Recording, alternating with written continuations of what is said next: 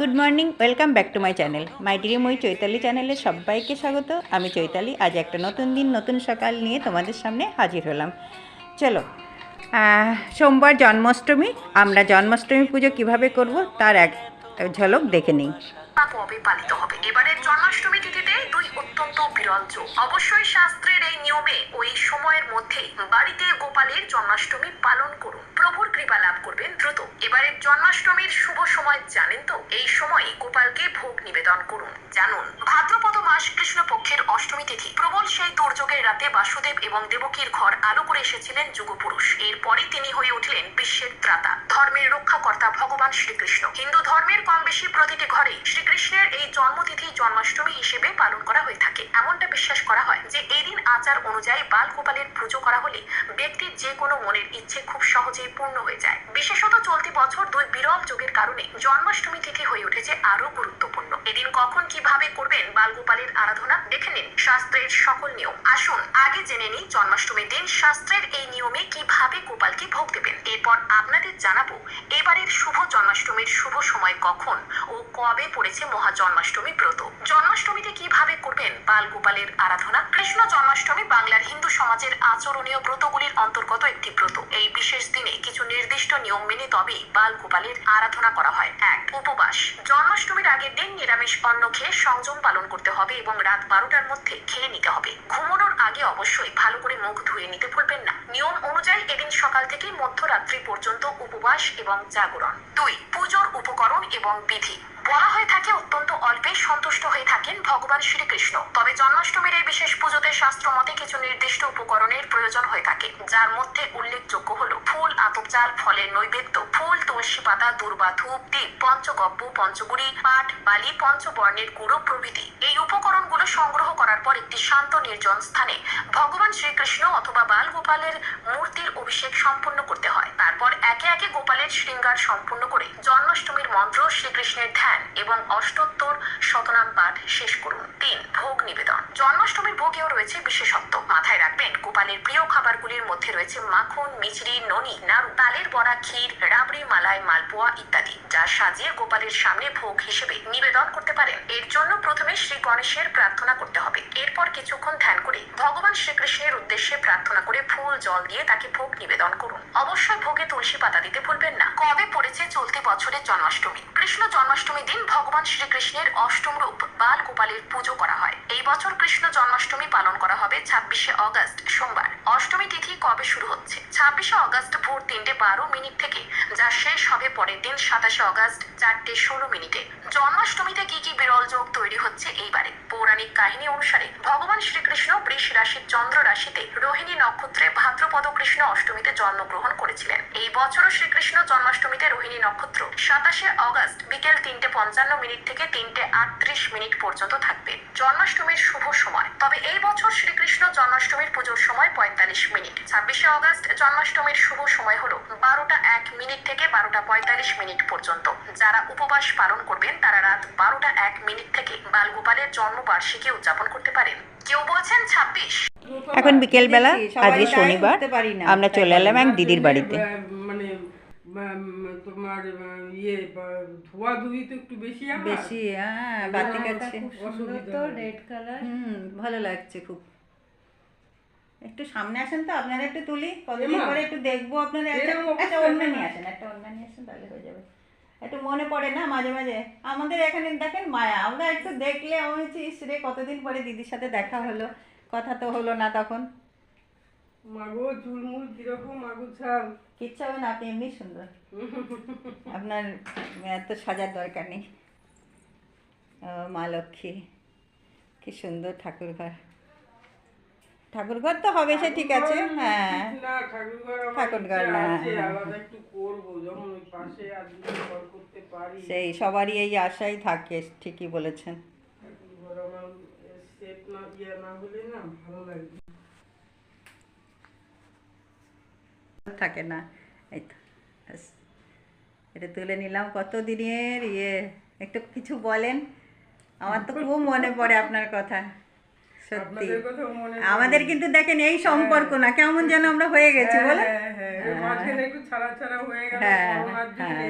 ঠিক। সবাই একটু মানে তারপর দিদি শরীর ভালো থাকে না, বোঝেনি তো, সবারই বয়স হয়েছে, আপনার দাদাও সুস্থ না, ওই জন্য আর কোথাও আমাদেরও যাওয়া আসা। মাঝে খুব শরীর খারাপ করেছিল, আবার ডাক্তারখানায় গেছিলাম এইসব আর কি। খুব হসপিটালে আপনার দাদা ভর্তি ছিল জানেন, আমার আচ্ছা, দিন ভালো যায় না, এখন বয়স হয়ে গেলে সবারই হ্যাঁ, এইরকমই। ওই সবারই হবে একটা আর সময়। সবসময় দেখে রাখতে হয়, এই যে এসছি তাড়াতাড়ি বাড়ি যাবো, বুঝেছেন, হয়েছে। হয়ে গেছে। হ্যাঁ, আর এই দিদির বাড়িতে এসছি, এই দেখো এক ব্যাগ জামা কাপড় নিয়ে সেলাই করব, ফলস পিকো করব, এইসবের জন্যে এখানে আসা।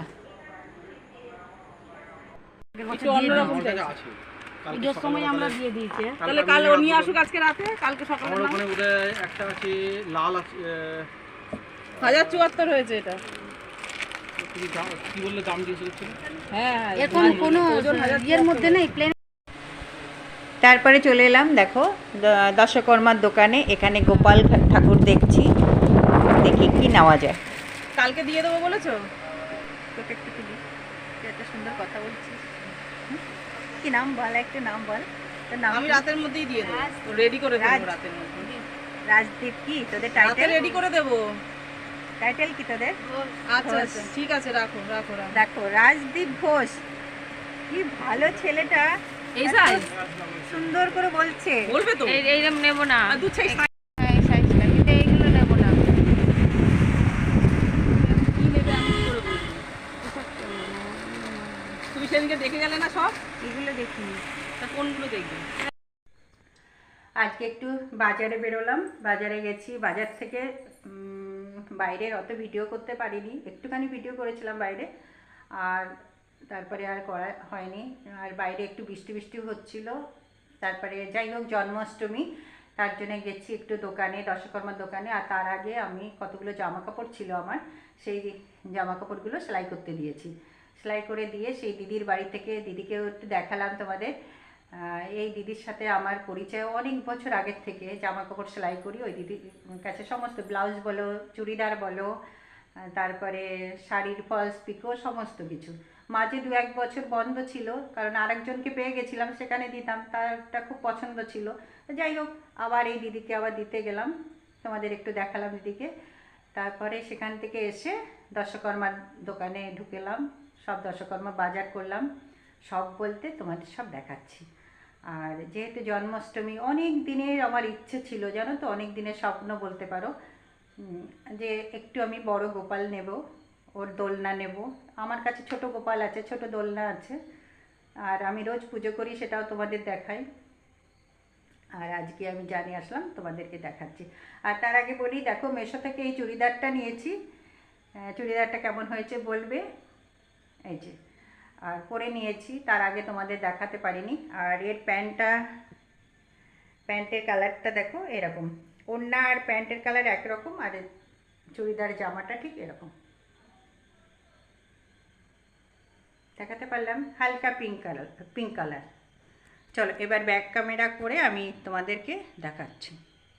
এই দেখো, না না, এই যে এই দোলনাটা এনেছি, এটা সেগুন কাঠের, দেখো কত সুন্দর। আর দোলনাটা অনেকটা বড়, অনেক দিনের স্বপ্ন ছিল যে এরকম একটা বড় দোলনা কিনবো, ভালো কাঠের, আর গোপাল কিনবো একটু বড়।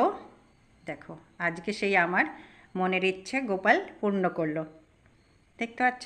এরপরে আমি দেখাবো, আমি গোপাল সোনাকে নিয়েছি, দেখো এই দেখো আমার গোপু সোনা, দেখো দেখো কত সুন্দর একটা গোপু সোনাকে নিয়ে এসেছি। আর গোপু সোনাকে দেখো প্যান্ট পরিয়েই নিয়ে এসেছি, দেখো প্যান্ট পরা, দেখতে পাচ্ছ। আর গোপু সোনার এই যে পাগড়ি, চুলটা আজকে পাইনি, মানে ওর সাইজে চুলটা ছিল না, অন্য চুল, পরে কালকে বলেছে খুঁজে পাচ্ছে না, কালকে দিয়ে দেবে। আর কিনেছি একটু ধূপকাঠি, ওই দোকানের এই ধূপকাঠিটার না খুব সুন্দর গন্ধ, এটার নাম নেই, কিন্তু মনে হয় যেন কি যেন ধুনো জ্বালিয়েছি। আর 2 গোপু সোনার জন্য 2 জোড়া কানের নিয়েছি, দেখতে পাচ্ছ, ম্যাচিং কানের। আর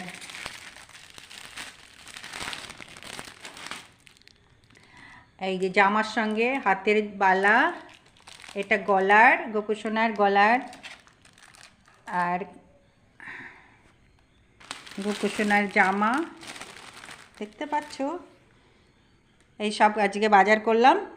আর সেই সাথে একটু দেখো তেল, সর্ষের তেল, রিফাইন তেল, সুজি, তারপরে এই ব্যাগের মধ্যে আছে ময়দা, লুচি করব বলে ময়দা টয়দা রয়েছে, আর চাটনি টাটনি সব যা যা ছোটোখাটো জিনিস সব করব, তাই মশলা এনেছি।